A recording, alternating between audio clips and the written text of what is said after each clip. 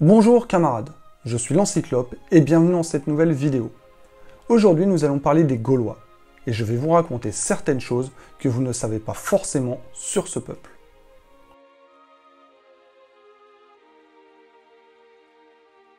Les Gaulois étaient présents en Belgique, dans une partie des Pays-Bas et de la Suisse, dans l'Italie du Nord et sur l'ensemble du territoire français actuel, à l'exception de l'Aquitaine. Ils étaient constitués en tribus. On en comptait entre 60 et 70 sur le territoire de la France. Les historiens ont estimé qu'il y avait entre 10 et 20 millions de Gaulois en Gaule.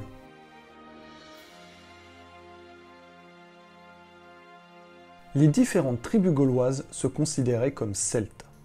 Ils avaient la certitude d'appartenir au même peuple et d'avoir les mêmes ancêtres. À cette époque, les Gaulois pensaient descendre des Grecs.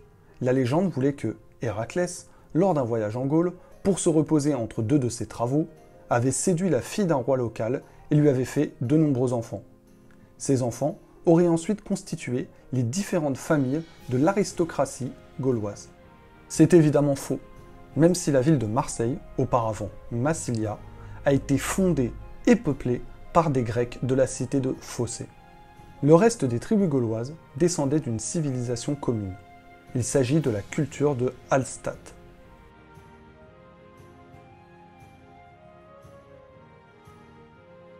Cette civilisation celte a peuplé une partie de l'Europe de 1200 à 500 avant Jésus-Christ, avant d'arriver en Gaule. Nous avons assez peu d'informations sur la mythologie gauloise, comparée aux mythologies grecques, nordiques ou égyptiennes. Cela tient au fait que les Gaulois considéraient la parole comme plus important que l'écrit. Il n'y a donc quasiment aucune source écrite par les Gaulois eux-mêmes. Les informations que l'on possède aujourd'hui proviennent des témoignages des savants grecs et romains lors de leur passage en Gaule et de l'archéologie.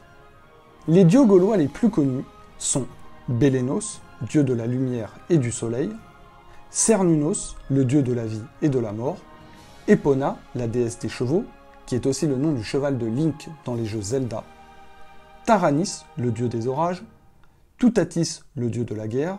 Nous ne partirons que le travail terminé par Toutatis. C'est pas la peine de le dire si violemment, on peut discuter peut-être. On peut discuter peut-être. Et enfin, Lugh, le roi des dieux. On sait aussi que certains personnages et créatures du folklore français au Moyen-Âge viennent des croyances gauloises. On peut citer par exemple la Tarasque, la fée Mélusine et le bon géant Gargantua. Les Gaulois avaient plusieurs fêtes religieuses, dont 4 principales. La fête de Samhain, en novembre, qui durait presque une semaine et qui correspondait au passage entre 2 années. Elle n'appartenait à aucune des deux. Certains historiens pensent que la fête d'Halloween découle de la fête de Samhain. Il y a la fête d'Inbolc, qui avait lieu en février. Il s'agissait de célébrer la déesse Brigitte. Non, pas celle-là. Voilà, celle-là, qui incarne le printemps et de fêter la fin des saisons les plus froides. Il est possible que la fête chrétienne de la Chandeleur soit inspirée de cette célébration. Il y a ensuite la fête de Beltane, qui avait lieu le 1er mai. Elle fêtait la fin de la saison sombre et le début de la saison claire. La dernière fête de l'année était Lughnasadh, qui avait lieu en août. Elle célébrait le dieu roi Lugh.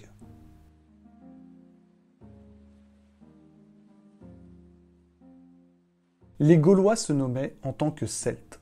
Le mot gaulois provient du terme Gallus, signifiant fort ou puissant en celte. Le mot Gallus a été traduit en latin par Gaulois. Il faut également signaler qu'il y a aussi un terme Gallus en latin, qui signifie coq. C'est de là que le coq est devenu l'emblème des Français. La langue gauloise a été pratiquée en France jusqu'au 5e siècle.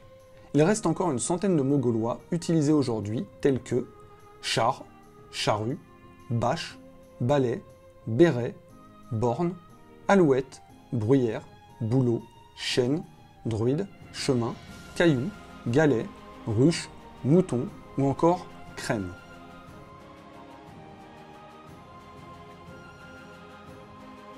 Les tribus gauloises n'étaient pas du tout refermées sur elles-mêmes.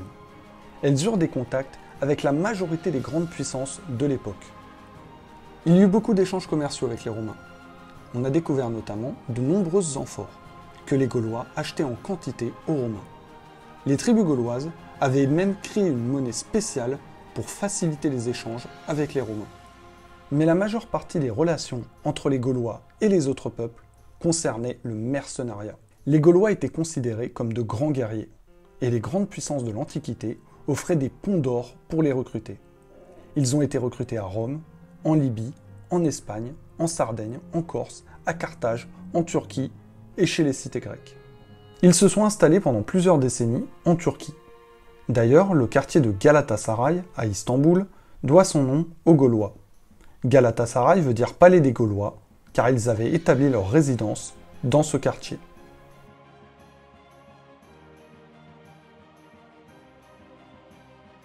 Tous les ans, une réunion était organisée impliquant une grande partie des tribus gauloises. Elles envoyaient leurs druides dans l'immense forêt des Carnutes, située entre la Seine et la Loire. Cette réunion avait pour but de régler les affaires politiques et juridiques. Les plaignants venaient de toute la Gaule pour que soient réglées leurs affaires. Les tribus gauloises faisaient pleinement confiance aux druides et se soumettaient à leur jugement. Cette assemblée marquait une trêve dans les guerres entre les tribus et elle était respectée. Les femmes avaient une grande place dans l'organisation gauloise, bien plus que dans les autres peuples de l'Antiquité. Elles prenaient les décisions et réglaient les affaires de justice quotidiennes. Il faut savoir qu'elles étaient aussi consultées quant au choix et à la pertinence d'une guerre. Les guerriers gaulois prenaient vraiment leur avis en compte pour ce type de décision.